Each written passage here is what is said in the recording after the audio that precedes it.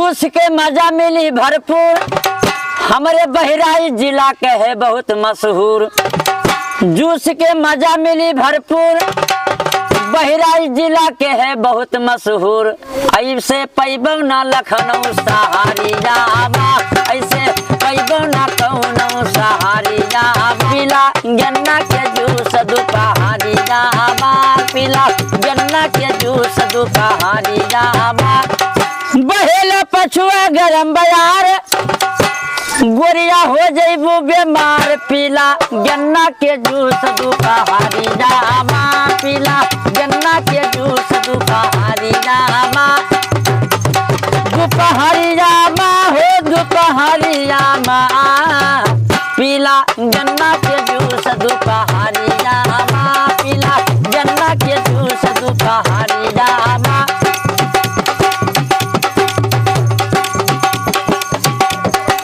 ऐसा ही बहुत तपन हो रही ही, तपन हो रही ही। बयार चल रही पछिया, मुंह सुखाता है, कलेजा सुखाता है, पानी पूरा अंदर के सब सुखाता है। लाइक करिए, कमेंट करिए, शेयर करिए। आपके लिए मनोरंजन वीडियो में सुना रहा हूँ। पीला गन्ना के जूस दुपहारी जावा, पीला गन्ना के जूस दुपहारी जावा।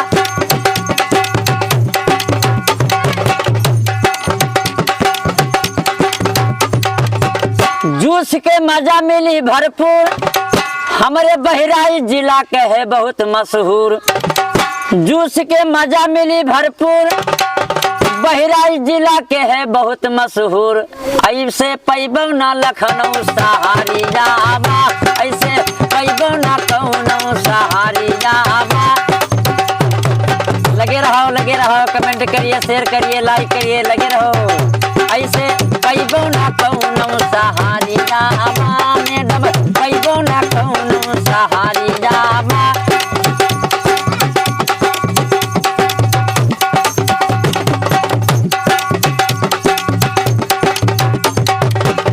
बहेला पछुआ गरम बयार, गोरिया हो जइबू बीमार। पीला गन्ना के जूस दुपहारी जावा, पीला गन्ना के जूस दुपहारी जावा।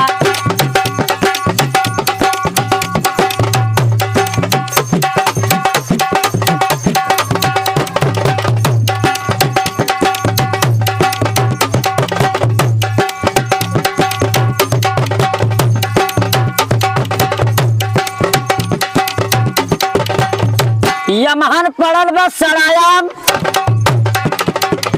यमहन पड़ल बस सड़ायाम। गोरिया यसर करी ना घाम, घूमो दिन भर तू चाहे दुपहारी जावा, घूमो दिन भर तू चाहे बाजारी जावा, घूमो दिन भर तू चाहे दुपहारी जावा।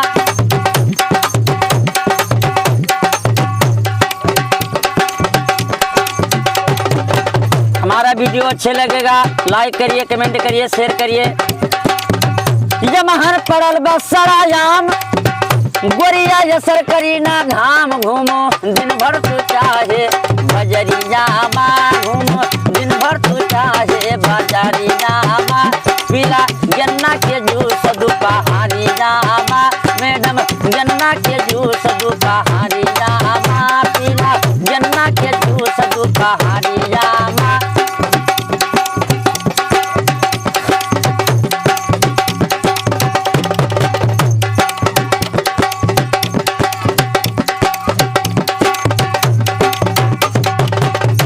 पीला गन्ना के जूस दुपहारी जावा, पीला गन्ना के जूस दुपहारी जावा, पीला गन्ना के जूस दुपहारी जावा।